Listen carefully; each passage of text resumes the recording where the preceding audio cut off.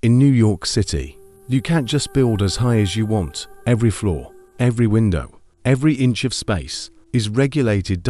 Yet some skyscrapers rise so tall and so thin, they look impossible. And they exist because of a legal cheat, a loophole hidden inside New York's zoning code. In the early 1900s, New York had a serious problem. Buildings were growing taller and taller. Sunlight disappeared from the streets.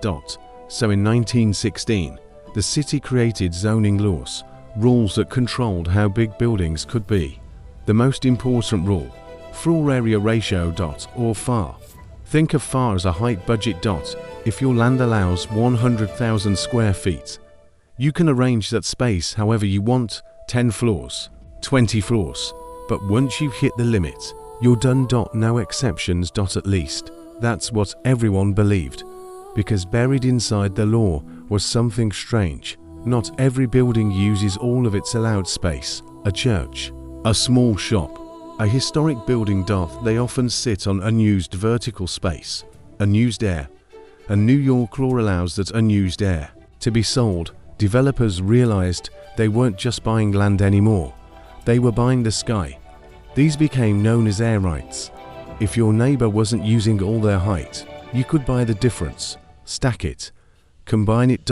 And suddenly, your building could go far higher than your own land would normally. Allow. Legal. Approved.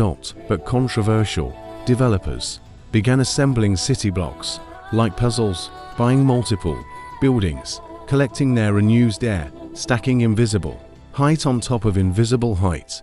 This is how New York's supertall towers were born. Not from bigger land, not from magic. From legal math. Along 57th Street, a new skyline emerged. Extremely tall, extremely thin, apartments selling for tens of millions of dollars. Many owned by investors, many rarely lived in. Critics say the system was exploited. That zoning laws meant to protect the city were turned into tools for the ultra-wealthy. Supporters say air rights protect historic buildings, that developers can buy space without tearing old structures down. So which is it? Genius engineering or legal gaming?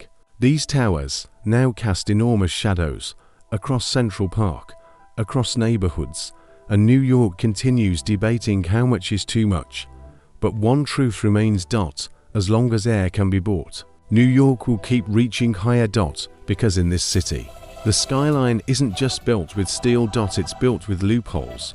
And some of the biggest secrets in history aren't underground, they're hiding in the sky.